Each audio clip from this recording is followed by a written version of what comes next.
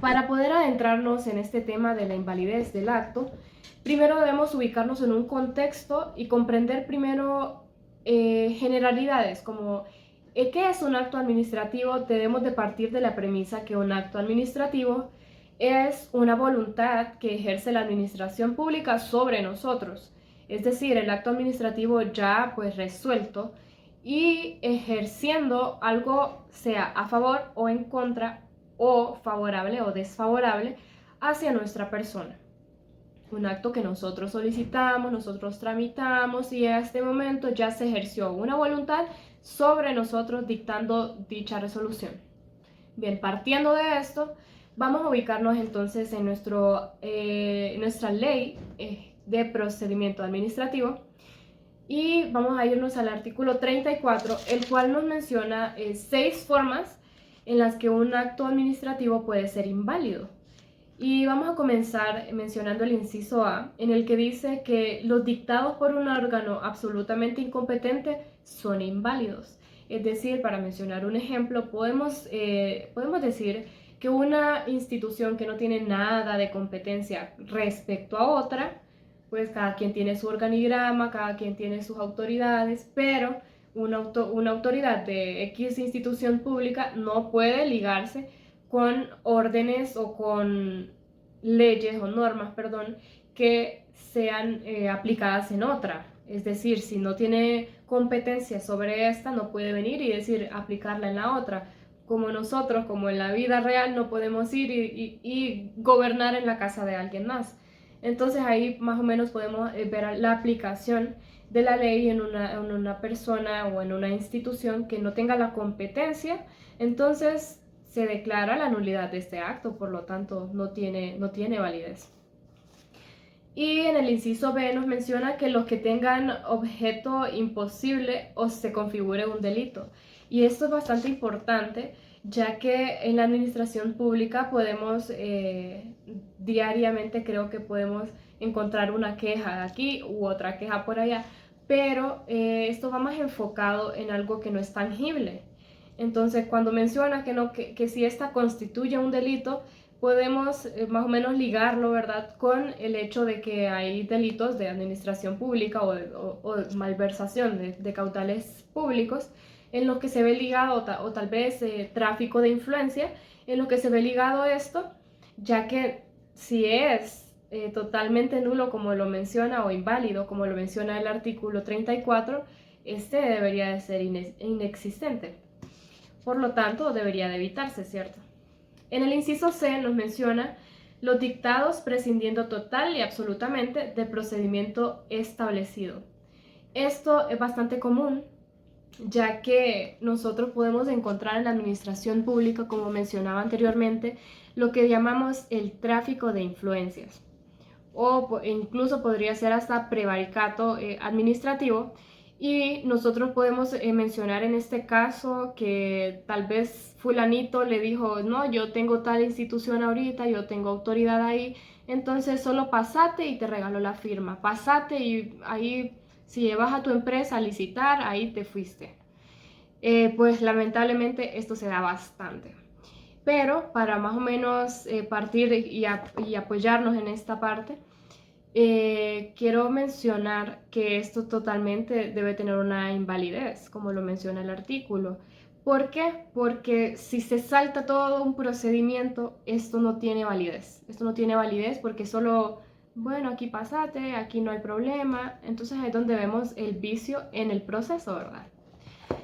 En el inciso D, nos menciona que los que se imitan infringiendo las normas que contienen las reglas esenciales para la formación de la voluntad de los órganos colegiados también son inválidos.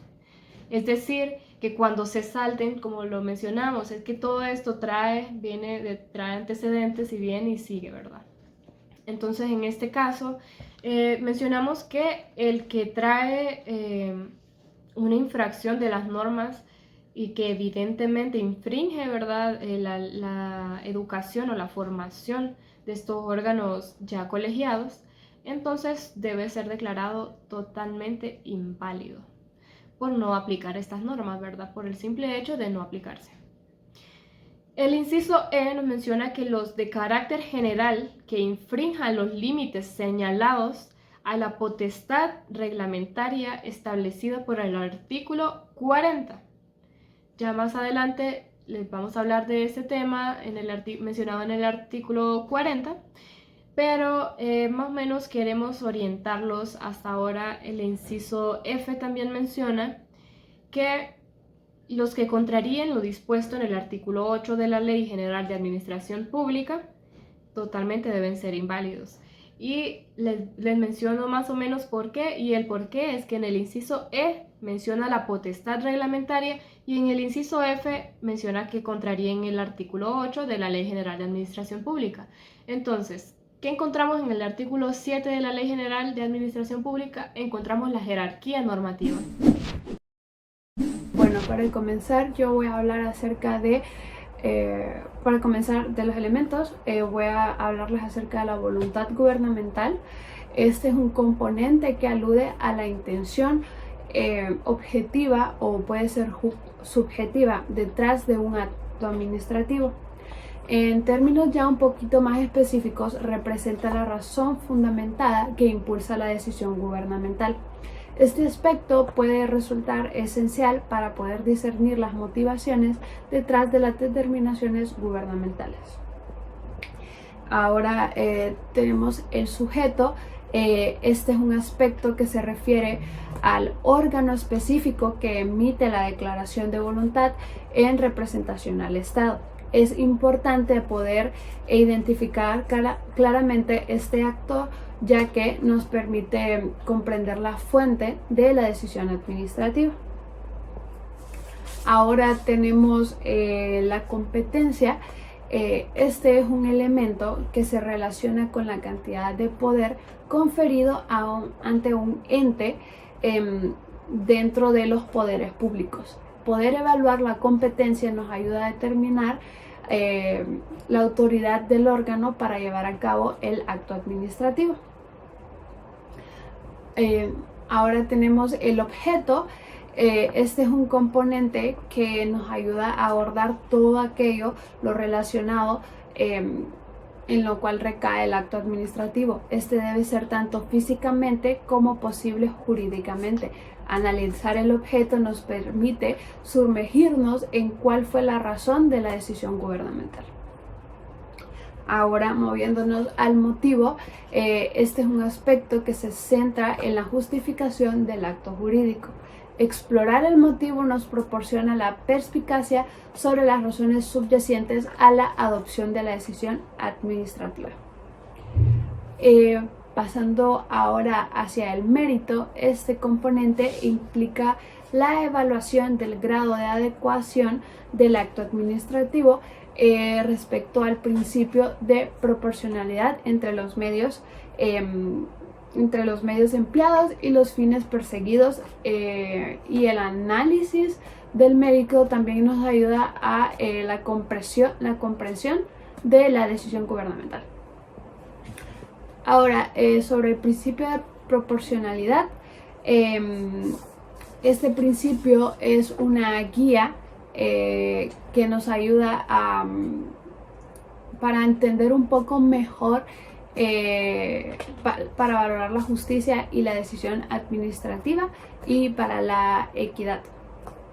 Moviéndonos ahora hacia la forma, este es un componente que se refiere a la materialización externa del acto administrativo, es decir, su presentación formal, en poder analizar la forma en la que nos sumerge en la estructura visual y en la decisión gubernamental. Ahora, finalmente pasando al contenido, este es un aspecto que se refiere a la esencia misma de la decisión. El análisis del contenido nos permite comprender a fondo cuál es la naturaleza y cuál es el alcance de la determinación gubernamental. Ahora, ¿cómo todo esto se aplica en Honduras? Pues un ejemplo que pude encontrar yo, para que ustedes me puedan entender un poco mejor, es que consideremos que el gobierno es como un director de cine y estas decisiones son como las escenas que dan forma a la narrativa, y pues esto nos ayuda a comprender cuáles son los elementos que nos permite adoptar una postura crítica respecto a nuestra propia historia. Cada acto administrativo también conlleva efectos jurídicos que también delinean las consecuencias legales y subsiguientes en su adopción.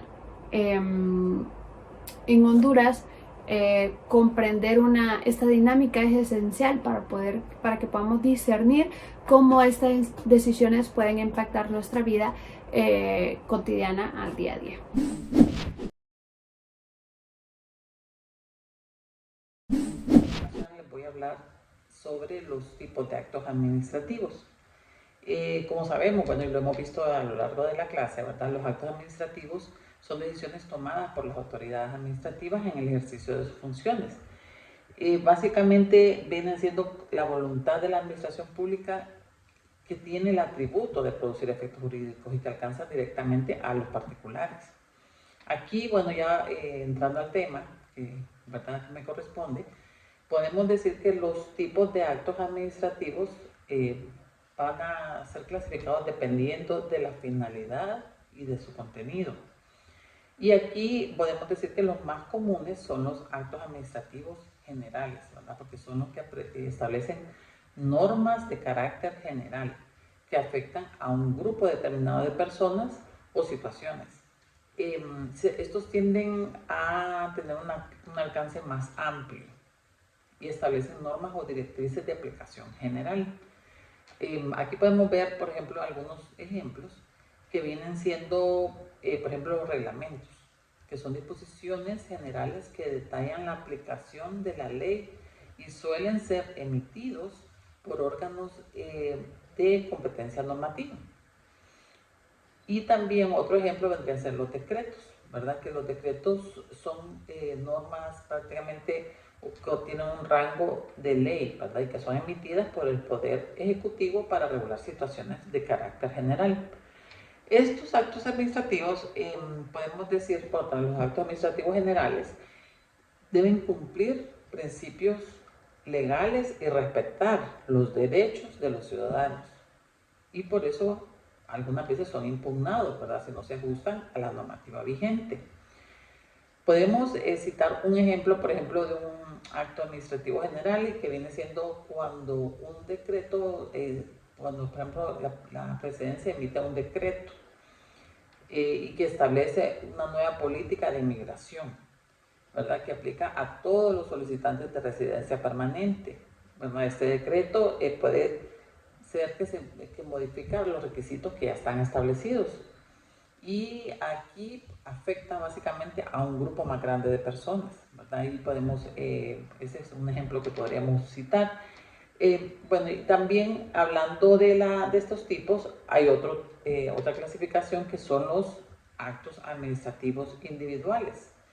Y estos se refieren a las decisiones que afectan a una persona o un individuo, ¿verdad? O en específico, que son tomadas por una autoridad también administrativa para resolver un caso concreto que afecta a esa persona, ¿verdad? En particular. O sea que estos actos son como dirigidos a un destinatario específico y buscan regular situaciones particulares, como una licencia, por ejemplo, o una sanción, ¿verdad? Esta es cuando una autoridad impone este tipo de sanción o de regulación también a un individuo por una infracción específica.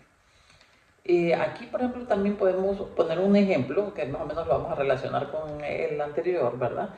Que viene siendo cuando cuando un funcionario de inmigración emite una resolución concediendo residencia permanente a un solicitante específico, después de revisar su caso y determinar que cumple todos los requisitos establecidos, ¿verdad? Entonces, aquí también podemos ver que dentro de estos tipos de actos administrativos hay alguna forma de caracteres, ¿verdad?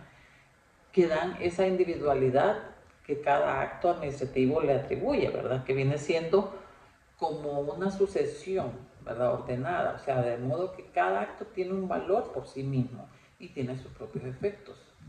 Aquí, por ejemplo, algunos efectos en particular, ¿verdad? Podemos decir que son como, por ejemplo, como el acto que se declara inadmisible o un escrito o se deniega la admisión de una prueba, ¿verdad? Entonces, aquí vemos que tiene un efecto, ¿verdad?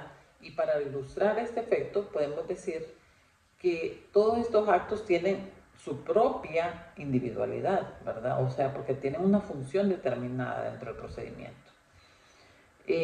Otro de los caracteres que podemos encontrar es que hay una vinculación causal entre los mismos. O sea, cada acto supone al anterior y el último supone todo lo que precede, o sea que todos van relacionándose.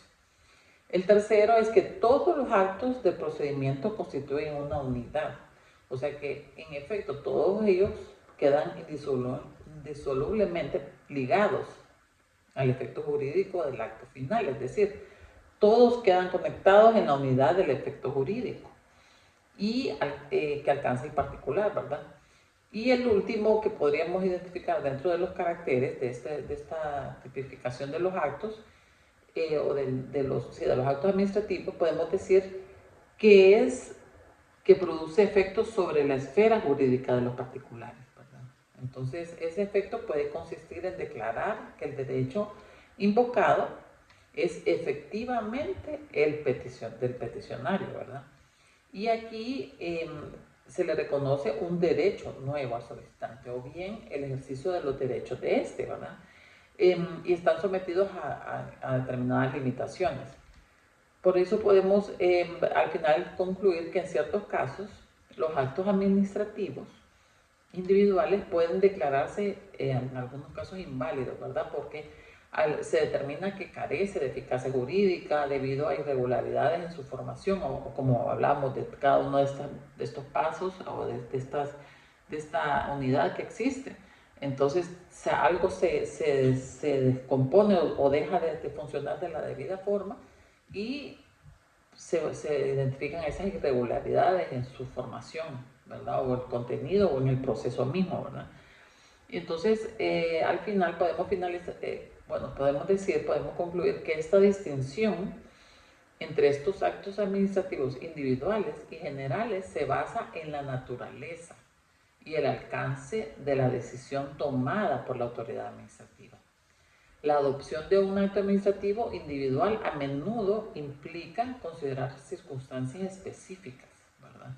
Y en cambio, los actos administrativos generales suelen resultar de procesos más amplios, más abiertos, como la emisión de reglamentos y decretos que mencionamos al inicio, y es así que se clasifican, esa clasificación, facilita también la comprensión y aplicación de las normas administrativas, ya que reconoce las diferentes etapas, las diferentes características, las consecuencias de cada tipo de acto administrativo.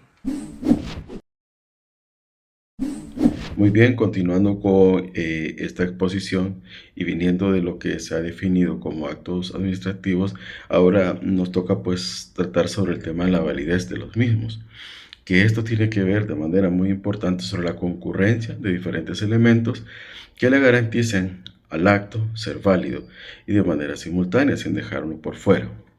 Estos, según la Ley de Procedimiento Administrativo, donde contiene toda esta normativa, se encuentran clasificados de la siguiente manera: los subjetivos, los objetivos, los formales y el mérito.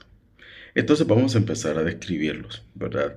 Y empezar a entender cada uno de ellos. Vamos a comenzar con el elemento subjetivo, que este tiene que ver con el órgano, que este a su vez está constituido por el subjetivo y el objetivo. El subjetivo está integrado por la persona que lo constituye, es decir, el titular del órgano.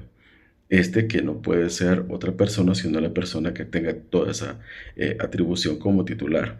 Y el objetivo, que tiene que ver con la competencia. Que la competencia, pues, lo tenemos definido en el artículo 24 y sabemos que también en el artículo 3 de la Ley de Procedimiento Administrativo habla que es un principio de irrenunciabilidad. Sin embargo, hemos visto que existe una excepción que se llama el principio de delegación, que está en el artículo 4 de la Ley de Procedimiento Administrativo.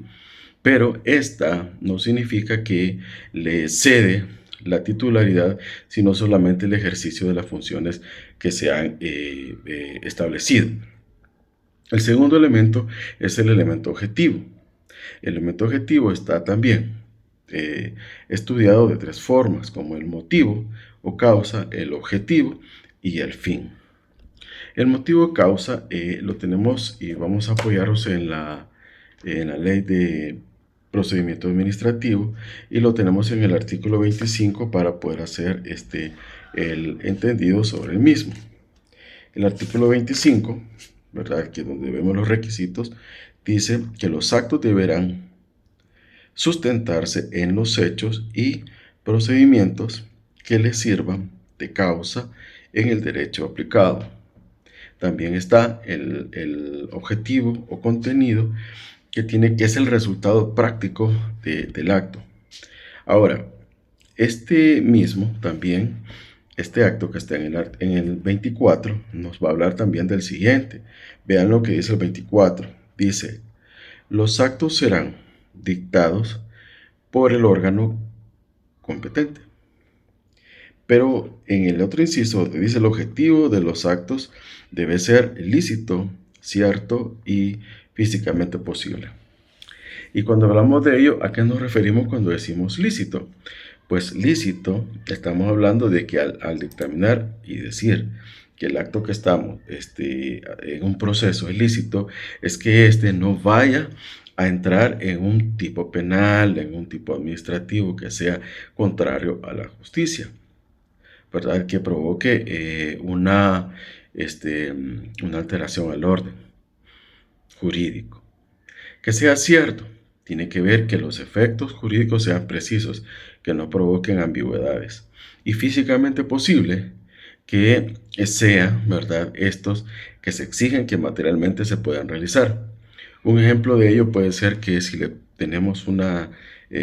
existe una sanción, un procedimiento de sanción a algún funcionario y de pronto ya no tiene vida, entonces no podemos decir que vamos a aplicarlo, ¿verdad? Porque no es materialmente imposible cumplirlo. Y al fin, pues, es el objetivo que se persigue para la emisión de este acto. Que el elemento número 3, pues, nos habla de los elementos formales, que estos pueden ser presentados como forma y procedimiento. Y hablando de la forma, tenemos que leer entonces el artículo 23 de la Ley de Procedimiento Administrativo, que dice que todo acto debe ser presentado por escrito, por la autoridad que lo emite y la fecha. La autoridad que lo emite y la fecha. La Ley General de Administración Pública, en el artículo 116, habla de cómo se presentan estos. O sea, cómo se tipifican. Puede ser decretos, acuerdos, resoluciones y también providencias. Y cuando hablamos de decretos, estamos hablando de aquellos que son emitidos por el presidente, y también estos también deben ser a su vez autorizados por el Consejo de Ministros. Los acuerdos serán emitidos con decisiones de carácter particular o de carácter general. Luego, los que son las resoluciones es cuando un órgano da por concluido un proceso. Y las providencias, ¿verdad? Todo esto está en la Ley General de Administración Pública, las resoluciones en el 120 y las providencias en el 121, que estos se emiten con actos que están en proceso. Ahora, hay formas distintas también de la escritura, que pueden ser impuestas, permitidas por la ley. Y en este segundo, que es la permitida por la ley, vemos algo interesante, que es cuando hablamos en otra oportunidad acerca de la importancia del espacio-tiempo en estos trámites en el entorno administrativo. Si la administración pública tiene un tiempo en el cual no manifiesta ninguna acción, ninguna notificación, ninguna resolución, no manifiesta nada, entonces a eso se le llama el silencio positivo y toma una figura que se llama afirma ficta, que beneficia entonces a la persona que hace la solicitud. Entonces esto ya conlleva con esta responsabilidad para la persona del Estado. Y las que son permitidas también, ¿verdad?, que son permitidos fuera, como son los gestos, los sonidos, las luces y esto que también.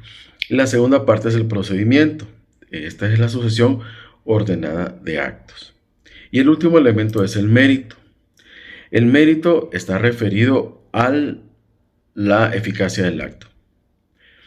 Pero, por la ley de proceso administrativo, en el artículo 121, también puede ser denegado, ¿verdad?, un tipo de este acto porque se encuentre con evaluado al final que no sea equitativo, oportuno y conveniente.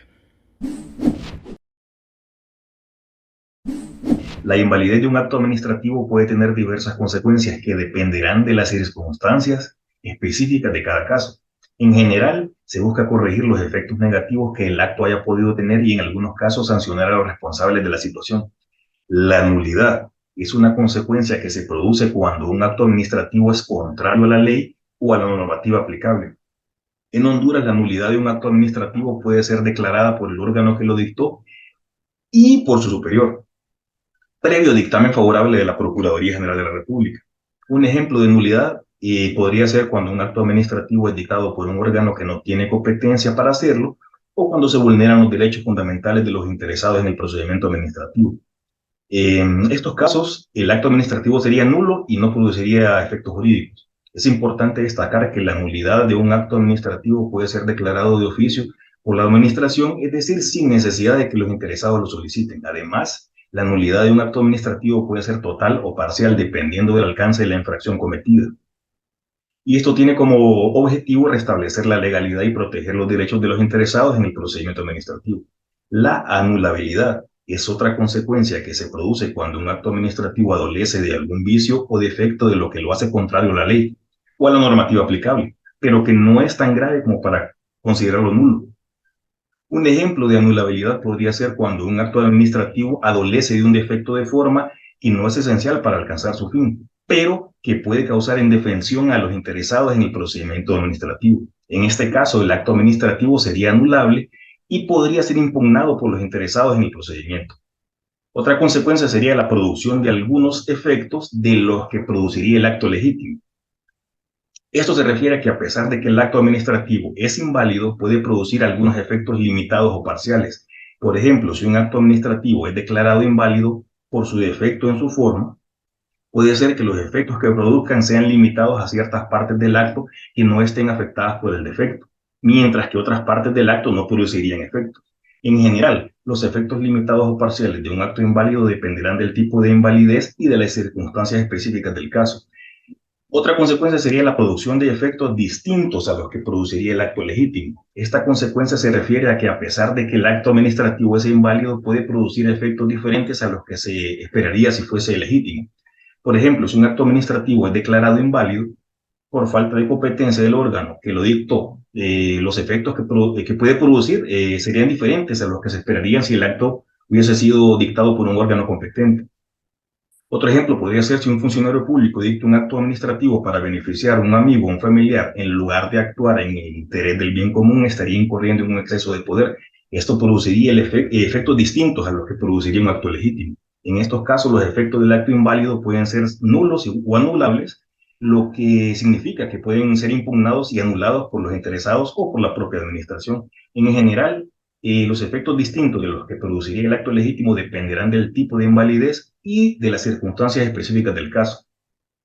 Sometimiento de los efectos del acto a plazos o condiciones suspensivas o resolutorias. Esta consecuencia se refiere a que a pesar de que el acto administrativo es legítimo, su eficacia puede estar sujeta a ciertas condiciones o plazos. Por ejemplo, si un acto administrativo concede una autorización para realizar una actividad, puede establecer que la autorización sea efectiva a partir de una fecha determinada o que estaría sujeta a ciertas condiciones, como la obtención de un permiso adicional o el cumplimiento de ciertas obligaciones. En este caso, la eficacia del acto está sujeta a la condición o al plazo establecido y si no se cumple el acto, puede perder su eficacia y puede ser resuelto. En general, el sometimiento de los efectos del acto a plazos o condiciones suspensivas o resolutorias también dependerá de las circunstancias específicas del caso y de la discreción de la administración al dictar el acto como tal. Me toca hablar esta noche acerca de lo que son los actos administrativos y su ilegalidad. Hemos visto, como han explicado nuestros compañeros, que los actos administrativos tienen algunos elementos que los convierten en inválidos, pero no es lo mismo hablar de invalidez como hablar de ilegalidad. La diferencia entre la ilegalidad y la invalidez deriva de dos principios que tienen que coordinarse, tienen que juntarse en la actuación de la administración pública. El principio de legalidad, que significa que todo acto administrativo, toda resolución tiene que enmarcarse o ajustarse a una norma jurídica, es decir, tiene que enmarcarse en la ley. Y también debe llevar intrínseco un principio de eficacia, es decir, ser eficaz para los fines para los cuales este acto administrativo fue emitido. El acto administrativo ha de cumplir entonces ciertos requisitos de validez para poder surtir efectos en sus resoluciones, ya que si no incurriría en ilegalidad. Es decir, que al no estar enmarcado en la ley, el acto administrativo puede terminar siendo inválido.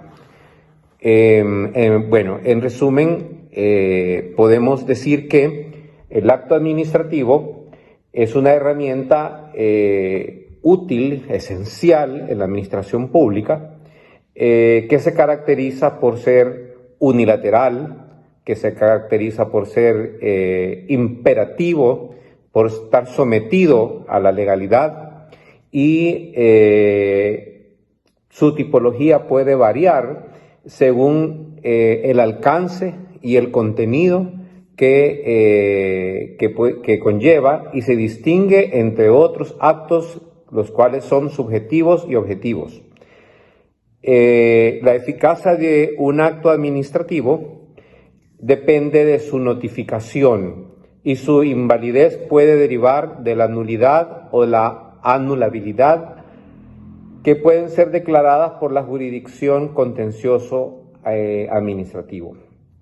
Por tanto, la invalidez se puede definir como una situación patológica de origen del acto administrativo, y se puede caracterizar porque faltan o están viciados algunos de los elementos que componen este acto.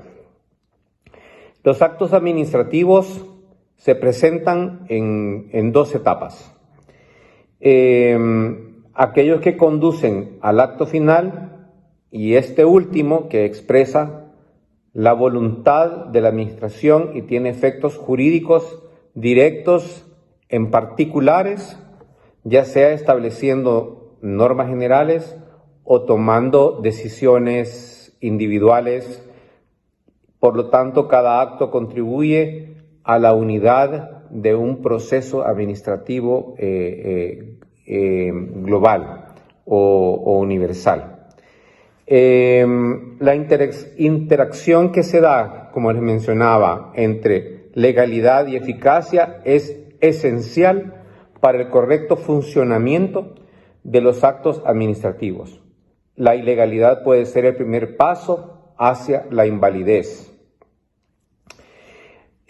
Podemos subrayar la importancia de que la administración pública se ajuste a las normativas para evitar cuestionamientos sobre la validez de sus acciones.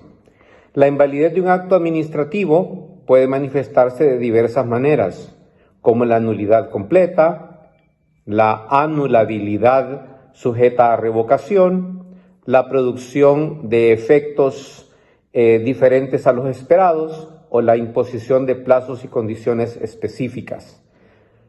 Estas consecuencias, por lo tanto, subrayan la necesidad de abordar y corregir los actos inválidos para mantener la coherencia y la legalidad en la administración pública. Con esto concluimos y esperamos que esta presentación de nuestro grupo sea de mucha utilidad para ustedes. Gracias.